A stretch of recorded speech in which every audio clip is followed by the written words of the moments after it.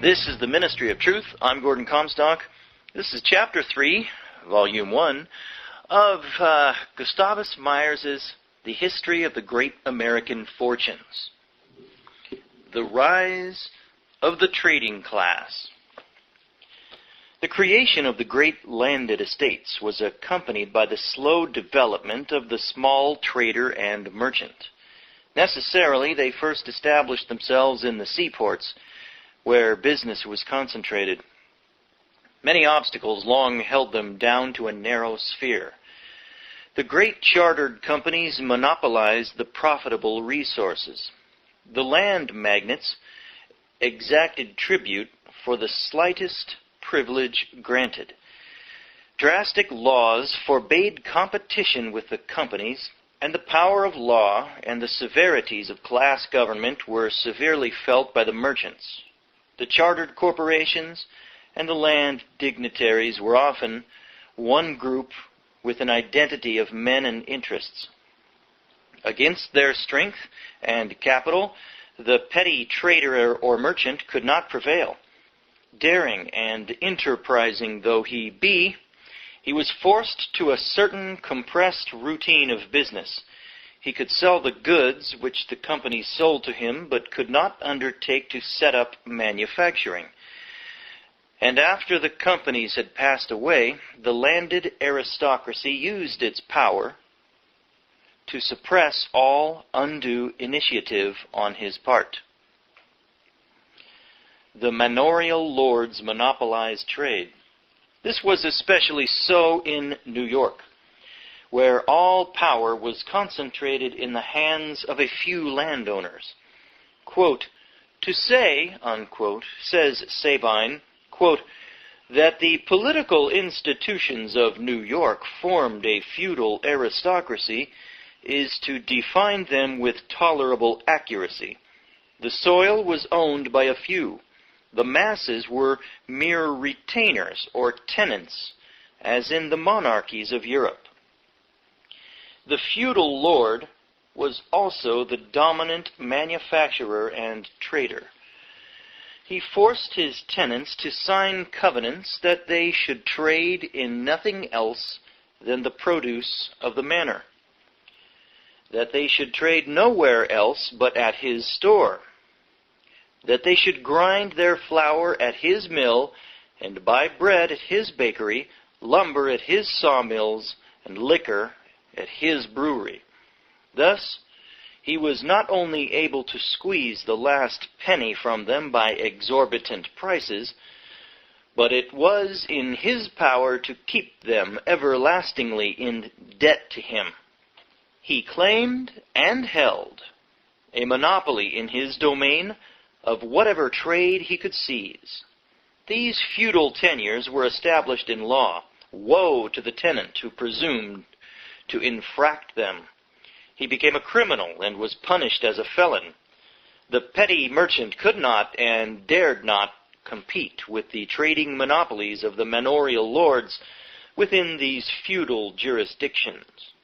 In such a system, the merchant's place for a century and a half was a minor one, although far above that of the drudging laborer.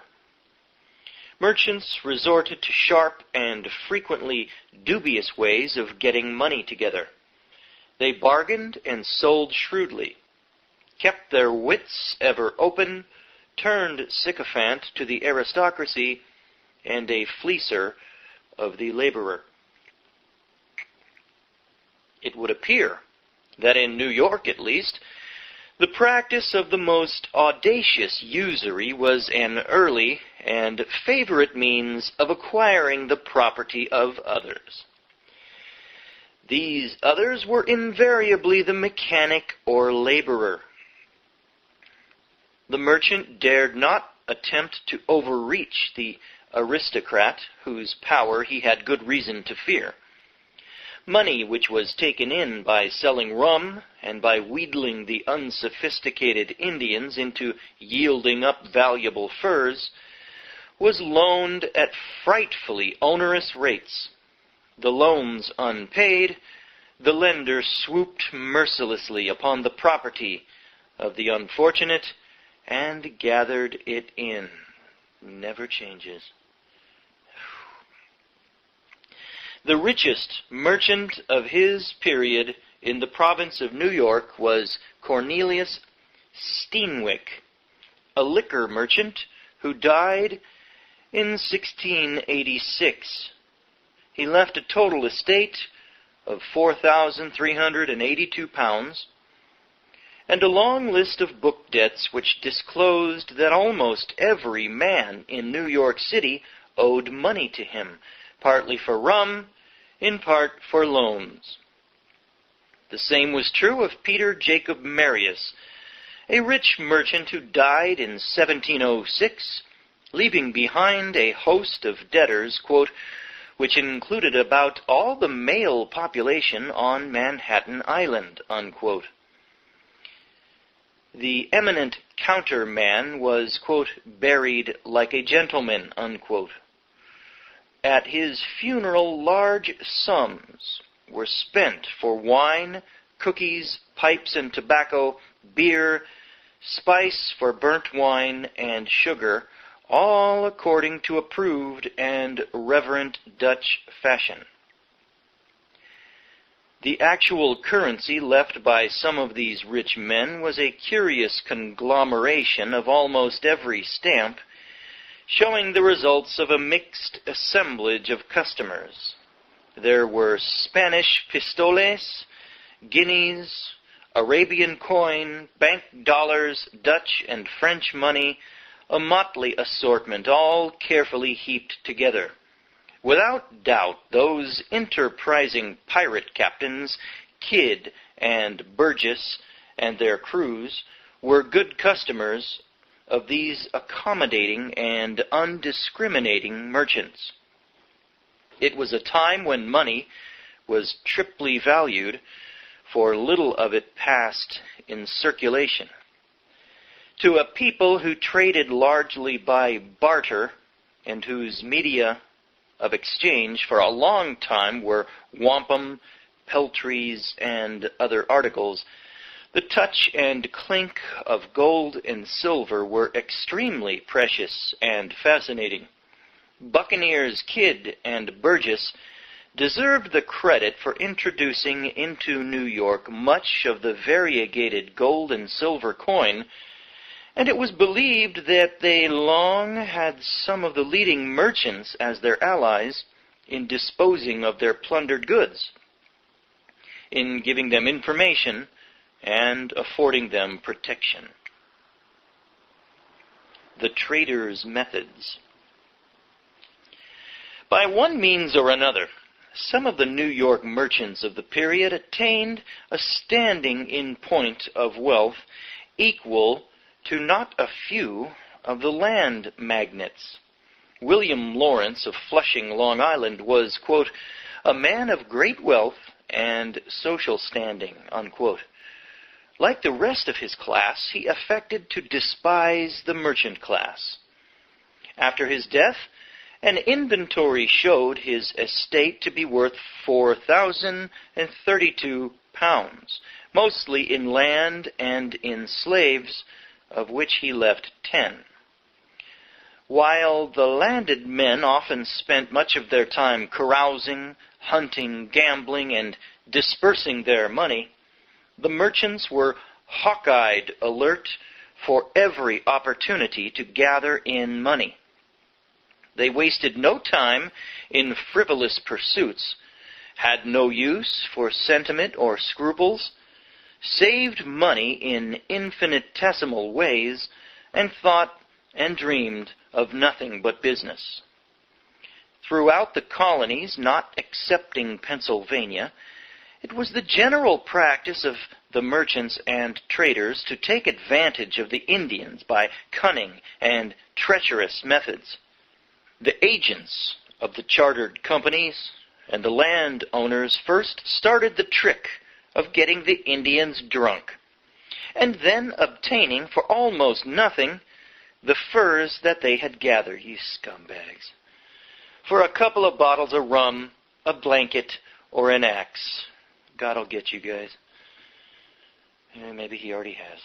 After the charters of the companies were annulled or expired, the landgraves kept up the practice, and the merchants improved on it in various ingenious ways. Quote, "The Indians," unquote, says Felt, "were ever ready to give up their furs for knives, hatchets, beads, blankets, and especially were anxious to obtain tobacco, guns, powder, shot, and strong water, the latter being a powerful instrument, enabling the cunning trader to perpetuate the grossest frauds. Immense quantities of furs were shipped to Europe at a great profit," unquote. This description appropriately applied also to New York, New Jersey, and the South.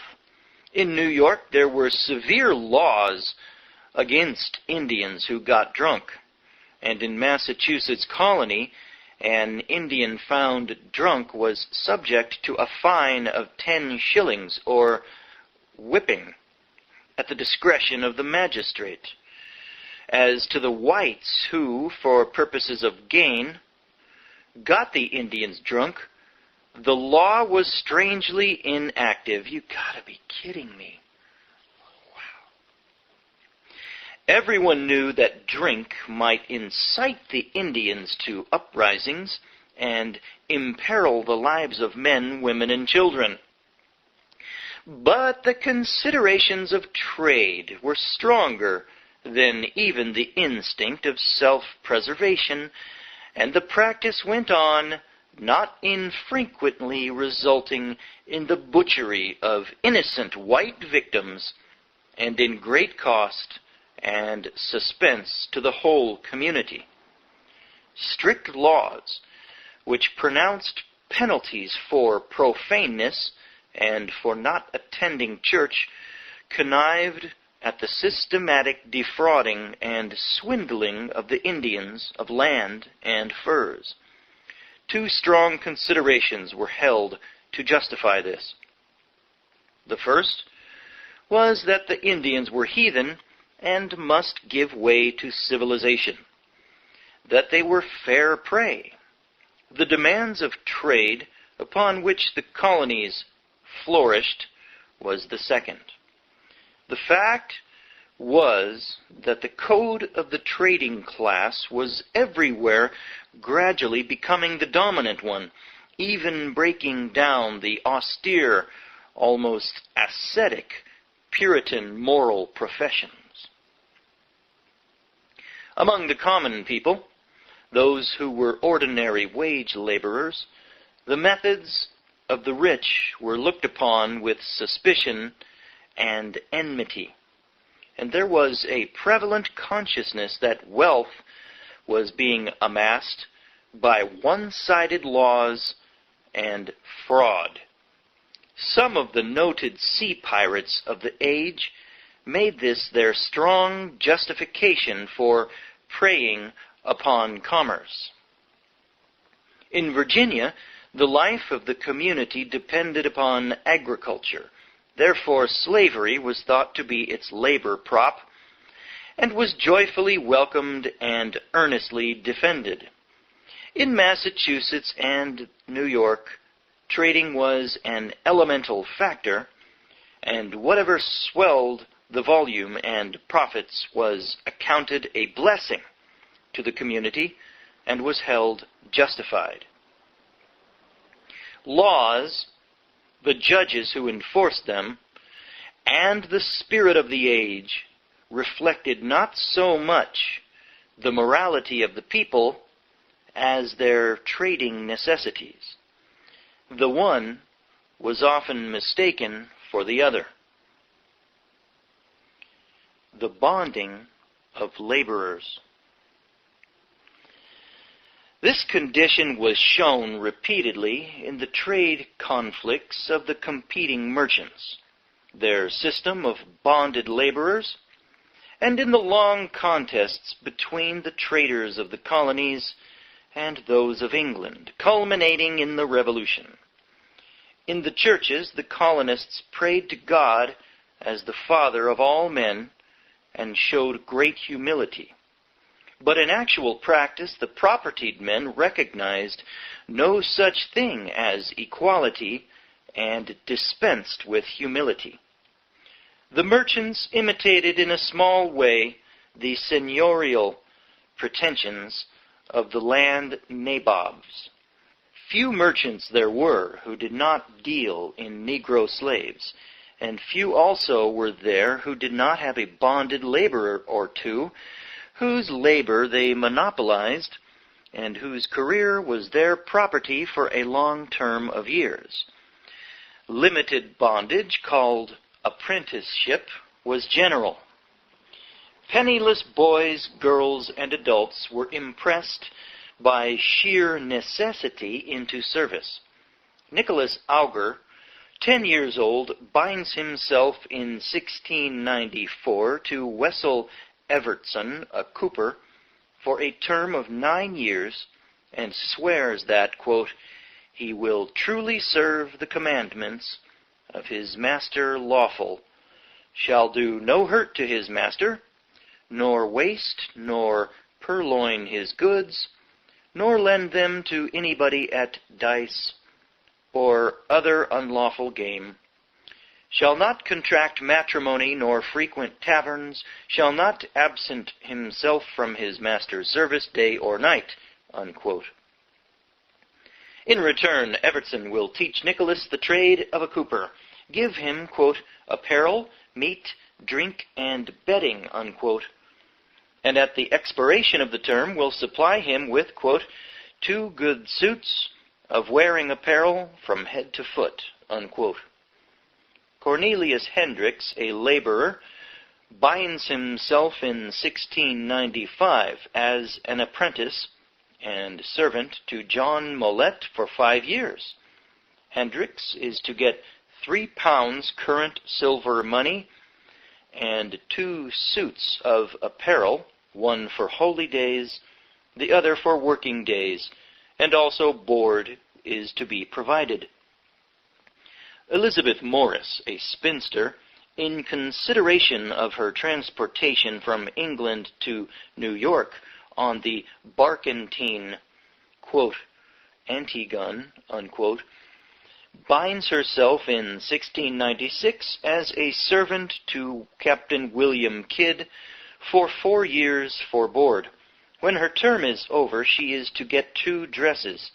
These are a few specific instances of the bonding system, a system which served its purpose in being highly advantageous to the merchants and traders. The fisheries of New England. Toward the close of the 17th century, the merchants of Boston were the richest in the colonies. Trade there was the briskest. By 1687, according to the records of the Massachusetts Historical Society, there were 10 to 15 merchants in Boston whose aggregate property amounted to 50,000 pounds, or about 5,000 pounds each, and 500 persons who were worth 3,000 pounds each. Some of these fortunes came from furs, timber, and vending merchandise. But the great stimuli were the fisheries of the New England coast. Bellamont in 1700 ascribed the superior trade of Massachusetts to the fact that Fletcher had corruptly sold the best lands in New York province and had thus brought on bad conditions. Had it not been for this, he wrote, New York, quote, would outthrive the Massachusetts province and quickly outdo them in people and trade, unquote. While the people of the South took to agriculture as a main support, and the merchants of New York were contented with the more comfortable method of taking in coin over counters, a large proportion of the 12,000 inhabitants of Boston and those of Salem and Plymouth braved dangers to drag the sea of its spoil. They developed hardy traits of character, a bold adventurousness, and a singular independence of movement which in time engendered a bustling race of traders who navigated the world for trade. It was from shipping that the noted fortunes of the early decades of the 18th century came. The origin of the means by which these fortunes were got together lay greatly in the fisheries. The emblem of the codfish in the Massachusetts State House is a survival of the days when the fisheries were the great and most prolific sources of wealth and the chief incentive of all kinds of trade. A tremendous energy was shown in the hazards of the business. So thoroughly were the fisheries recognized as important to the life of the whole New England community that vessels were often built by public subscription, as was instanced in Plymouth, where public subscription on one occasion defrayed the expense. In response to the general incessant demand for ships, the business of shipbuilding soon sprang up. Presently, there were nearly 30 shipyards in Boston alone, and 60 ships a year were built. It was a lucrative industry. The price of a vessel was dear, while the wages of the carpenters, smiths, caulkers, spar makers were low. Not a few of the merchants and traders or their sons who made their money by debauching and cheating the Indians went into this highly profitable business and became men of greater wealth. By 1700, Boston was shipping 50,000 quintals of dried codfish every year. The fish was divided into several kinds. The choice quality went to the Catholic countries, where there was a great demand for it, principally to Bilboa, Lisbon, and Oporto. The refuse was shipped to the West India Islands for sale to the Negro slaves and laborers. The price varied. In 1699 it was 18 shillings a quintal. The next year, we read, it had fallen to 12 shillings because the French fisheries had glutted the market abroad. Force as good as force. Along with the fisheries, considerable wealth was extracted in New England, as elsewhere in the colonies, from the shipment of timber. Sharp traders easily got the advantage of Indians and landowners in buying the privilege of cutting timber. In some cases, particularly in New Hampshire, which Allen claimed to own, the timber was simply taken without leave. The word was passed that force was as good as force, fraud as good as fraud. Allen had got the province by force and fraud. Let him stop the timber cutters if he dare. Ship timber was eagerly sought in European ports. One Boston merchant is recorded as having taken a cargo of this timber to Lisbon and clearing a profit of 1,600 pounds on an expenditure of 300 pounds. Quote, "Everybody is excited," unquote, wrote Bellamont on June 22nd, 1700, to the Lords Commissioners for Trades and Plantations. Quote, "Some of the merchants of Salem are now loading a ship with 12,000 feet of the noblest ship's timber that has ever been seen," unquote. The whale fishery sprang up about this time and brought in great profits. The original method was to sight the whale from a lookout on shore, push out in a boat, capture him, and return to the shore with the carcass. The oil was extracted from the blubber and readily sold. As whales became scarce around the New England islands, the whalers pushed off into the ocean in small vessels. Within 50 years, at least 60 craft were engaged in the venture.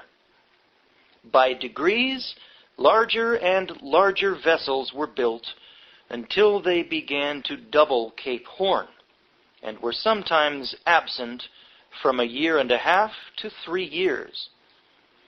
The labors of the crews were often richly rewarded with 1,000 barrels of sperm oil and 250 barrels of whale oil. British traders' tactics. By the middle of the 17th century, the colonial merchants were in a position to establish manufactures to compete with the British. A seafaring race and a mercantile fleet had come into militant existence, and ambitious designs were meditated of conquering a part of the import and export trade held by the British. The colonial shipowner, sending tobacco, corn, timber, or fish to Europe, did not see why he should not load his ship with commodities on the return trip and make a double profit. It was now that the British trading class peremptorily stepped in and used the power of government to suppress in its infancy a competition that alarmed them. Heavy export duties were now declared on every colonial article which would interfere with the monopoly which the British trading class held and aimed to hold, while the most exacting duties were put on non-British imports. Colonial factories were killed off by summary legislation. In 1699, Parliament enacted that no wool yarn or woolen manufactures of the American colonies should be exported to any place whatever. This was a destructive bit of legislation, as nearly every colonial rural family kept sheep and raised flax and were getting expert at the making of coarse linen and woolen cloths. No sooner had the colonists begun to make paper than that industry was likewise choked. With hats, it was the same.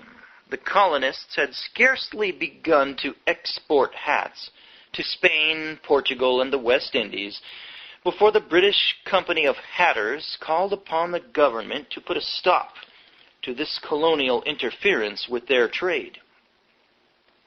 An act was thereupon passed by Parliament forbidding the exportation of hats from any American colony, and the selling in one colony of hats made in another.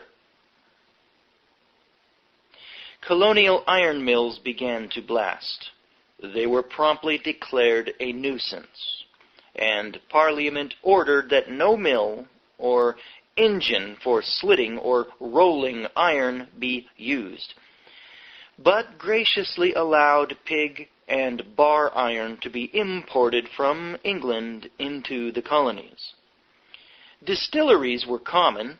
Molasses was extensively used in the making of rum, and also by the fishermen.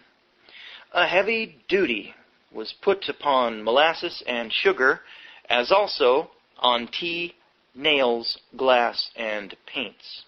Smuggling became general.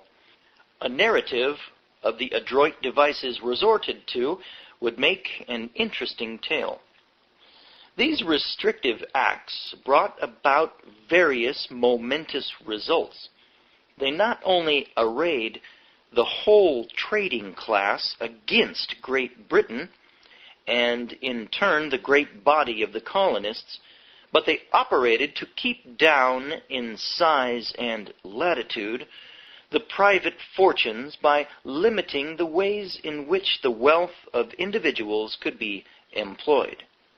Much money was withdrawn from active business and invested in land and mortgages. Still, despite the crushing laws with which colonial capitalists had to contend, the fisheries were an incessant source of profit. By 1765, they employed 4,000 seamen and 28,000 tons of shipping, and did a business estimated at somewhat more than $1 million. Okay, that was Chapter 3 of Volume 1 of Gustavus Myers's The History of the Great American Fortunes, leading up to the time when the robber barons put the kibosh on this country. I'm looking for getting through this early history, which a lot of it I didn't know. So some of it's a little bit tedious. Some of it is fascinating, though, too. We're going to do Chapter 4, but first I'm going to take a little break here. I'll see you in a few minutes. All right, we're back. This is going to be Chapter 4 of Volume 1 of Gustavus Myers's The History of the Great American Fortunes.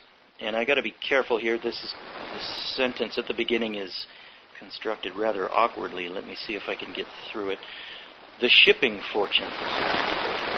Thus was that at the time of the Revolution.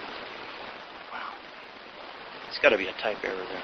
Many of the consequential fortunes were those of ship owners and were principally concentrated in New England. Some of these dealt in merchandise only, while others made large sums of money by exporting fish, tobacco, corn, rice, and timber, and lading their ships on the return with Negro slaves, for which they found a responsive market in the South. Many of the members of the Continental Congress were ship merchants, or inherited their fortunes from rich shippers, as, for instance, Samuel Adams, Robert Morris, Henry Laurens of Charleston, South Carolina, John Hancock, whose fortune of $350,000 came from his Uncle Thomas, Francis Lewis of New York, and Joseph Hughes of North Carolina. Others were members of various constitutional conventions or became high officials in the federal or state governments. The Revolution disrupted and almost destroyed the colonial shipping, and trade remained stagnant. Fortunes from privateering. Not wholly so, for the hazardous venture of privateering offered great returns. George Cabot of Boston was the son of an opulent shipowner. During the Revolution, George, with his brother, swept the coast with 20 privateers, carrying from 16 to 20 guns each. For 4 or 5 years, their booty was rich and heavy, but toward the end of the war, British gunboats swooped on most of their craft, and the brothers lost heavily. George subsequently became a United States Senator. Israel Thorndike, who began life as a cooper's apprentice, and died in 1832 at the age of 75, leaving a fortune, quote, the greatest that has ever been left in New England, unquote, made large sums of money as part owner and commander of a privateer which made many successful cruises. With this money he went into fisheries, foreign commerce, and real estate, and later into manufacturing establishments.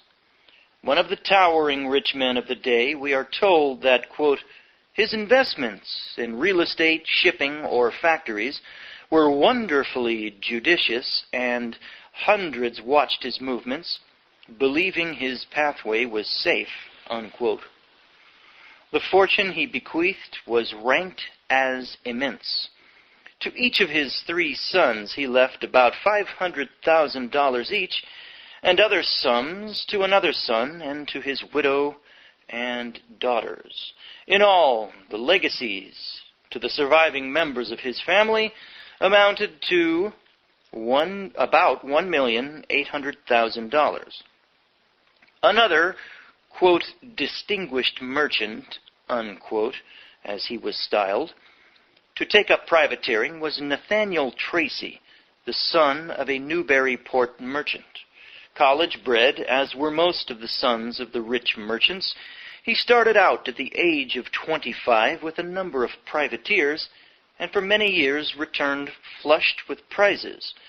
To quote his appreciative biographer, quote, "He lived in a most magnificent style, having several county seats or large farms, with elegant summer houses and fine fish ponds, and all those matters of convenience or taste that a British nobleman might think necessary to his rank and happiness.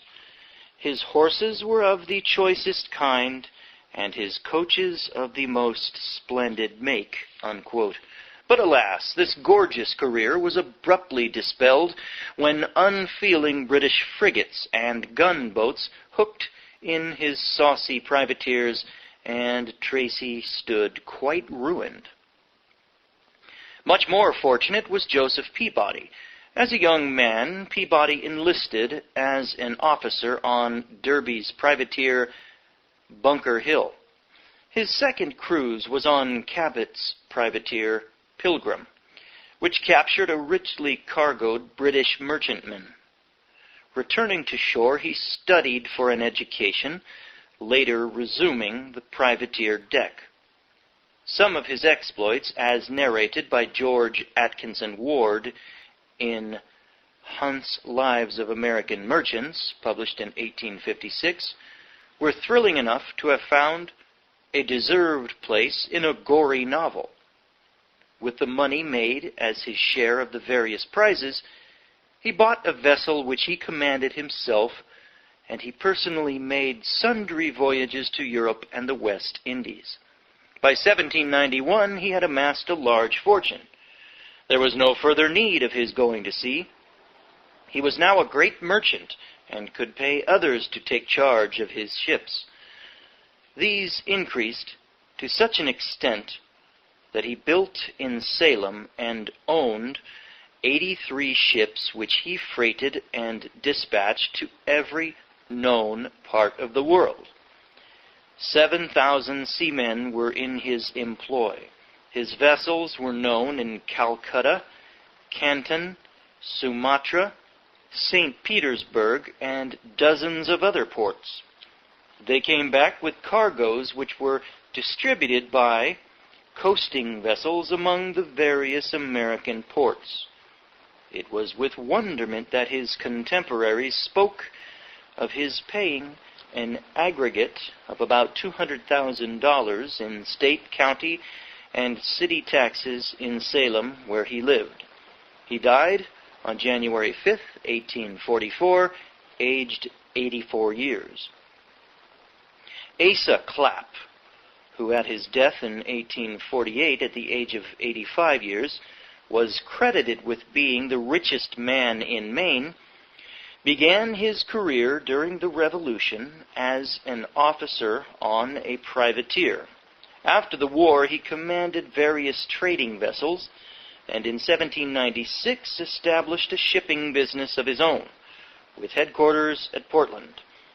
His vessels traded with Europe, the East and West Indies, and South America. In his later years, he went into banking. Of the size of his fortune, we are left in ignorance. A glance at other shipping fortunes. These are instances of rich men whose original capital came from privateering, which was recognized as a legitimate method of reprisal. As to the inception of the fortunes of other prominent capitalists of the period, few details are extant in the cases of most of them. Of the antecedents and life of Thomas Russell, a Boston shipper who died in 1796, quote, supposedly leaving the largest amount of property which up to that time had been accumulated in New England, unquote, little is known. The extent of his fortune cannot be learned. Russell was one of the first, after the Revolution, to engage in trade with Russia, and drove many a hard bargain. He built a stately mansion in Charleston, and daily traveled to Boston in a coach drawn by 4 black horses. In business he was inflexible, trade considerations aside, he was an almsgiver. Of Cyrus Butler, another shipowner and trader, who, according to one authority, was probably the richest man in New England, and who, according to the statement of another publication, left a fortune estimated at from $3 to $4 millions of dollars, few details likewise are known. He was the son of Samuel Butler, a shoemaker who removed from Edgartown, Massachusetts to Providence about 1750 and became a merchant and shipowner. Cyrus followed in his steps. When this millionaire died at the age of 82 in 1849, the size of his fortune excited wonderment throughout New England. It may here be noted, as a fact worthy of comment, that of the group of hale, rich shipowners, there were few who did not live to be octogenarians. Sounds like today with the Rockefellers and the Kissingers and all of the oligarchs. They always live so long. The rapidity with which large fortunes were made was not a riddle. Labor was cheap and unorganized, and the profits of trade were enormous. According to Wheaton, the customary profits at the close of the 18th century on muslins and calicos were 100%. Cargoes of coffee sometimes yielded 3 or 4 times that amount. Wheaton instances one shipment of plain glass tumblers costing less than $1,000, which sold for $12,000 in the Isle of France. The prospects of a dazzling fortune speedily reaped instigated owners of capital to take the most perilous chances. Decayed ships, superficially patched up, were often sent out on the chance that luck and skill would get them through the voyage and yield fortunes. Crew after crew was sacrificed to this frenzied rush for money, and nothing was thought of it. Again, there were examples of almost incredible temerity. In his biography of Peter Charndon Brooks, one of the principal merchants of the day, and his father-in-law, Edward Everett, tells of a ship sailing from Calcutta to Boston with a youth of 19 in command. Why or how this boy was placed in charge is not explained. This juvenile captain had nothing in the way of a chart on board except a small map of the world in Guthrie's Geography. He made the trip successfully. Later, when he became a rich Boston banker, the tale of this feat was one of the proud annals of his life, and, if true, deservedly so. Whitney's notable invention of the cotton gin in 1793 had given a stupendous impetus to cotton growing in the southern states. As the shipowners were chiefly centered in New England, the export of this staple vastly increased their trade and fortunes.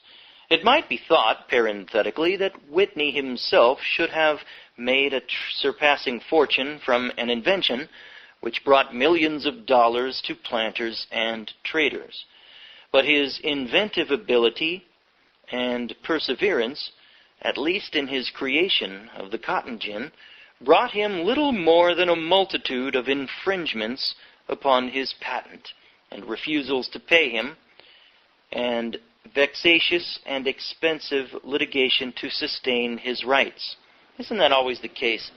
The people with the skills, the acumen to invent things, they typically lack the ruthless, Machiavellian, sinful skills, I will say, to succeed in godless business.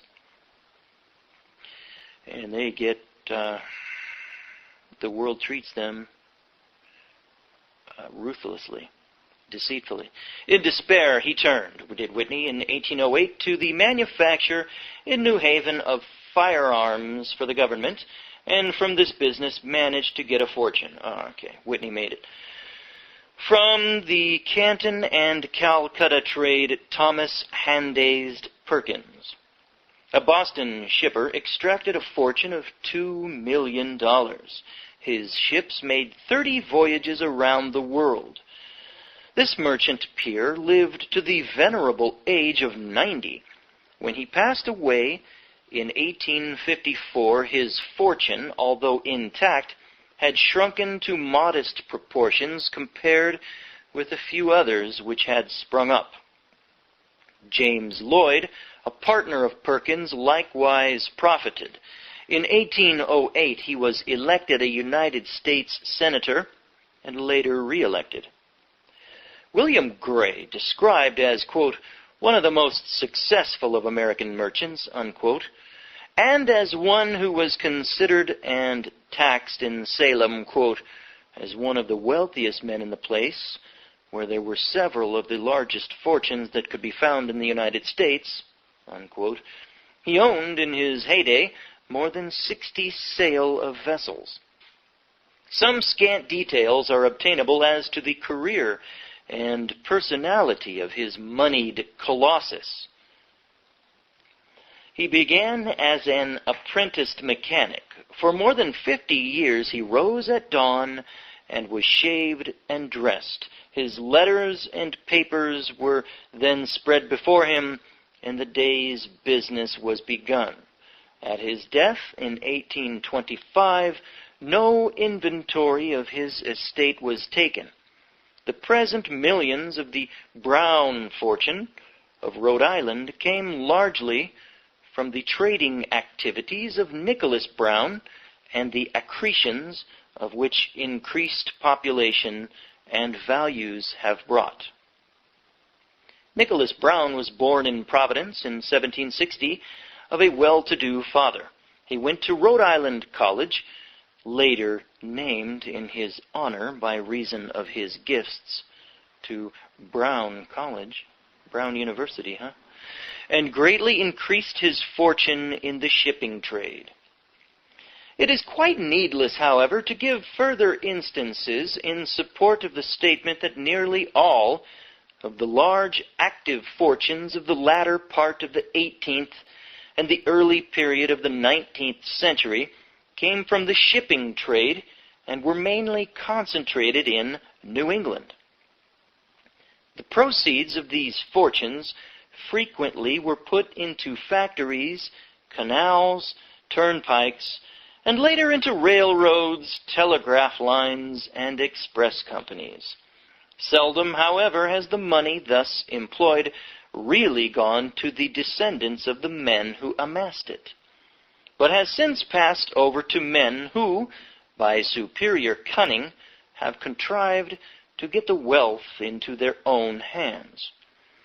This statement is an anticipation of facts that will be more cognate in subsequent chapters. He's talking about the robber baron era. I can't wait till he gets that, till he exposes those ruthless scumbags.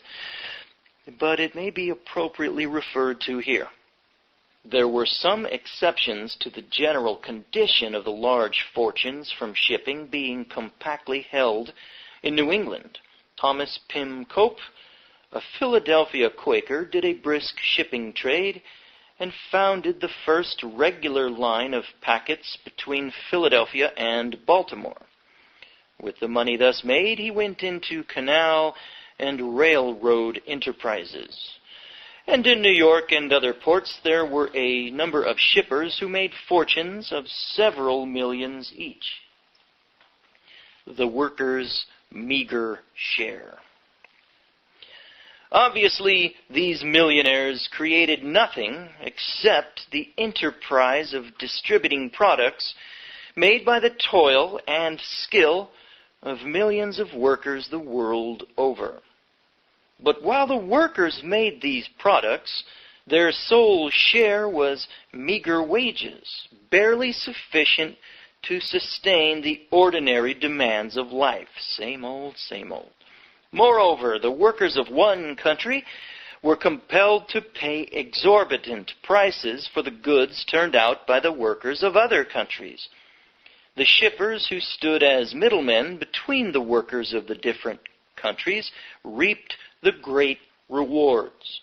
Nevertheless, it should not be overlooked that the shippers played their distinct and useful part in their time and age, the spirit of which was intensely ultra-competitive and individualistic in the most sordid sense. Okay, that was Chapter 4 of Gustavus Myers's The History of the Great American Fortunes. I'm Gordon Comstock. This is the Ministry of Truth. Why do we read secular histories like this? Well, I suppose one of my main reasons is to show you folks, to emphasize the fact that you should stop putting your faith in human government. We show you the absurdity of the folly of human history, and the hatred and the selfishness, all of the evil of human history, which it's the one constant in human history, is the glaring sin, the selfishness everywhere. And I seek to emphasize the fact that we can't have hope in human government. So stop, folks. Until Jesus Christ returns, this is a lost cause.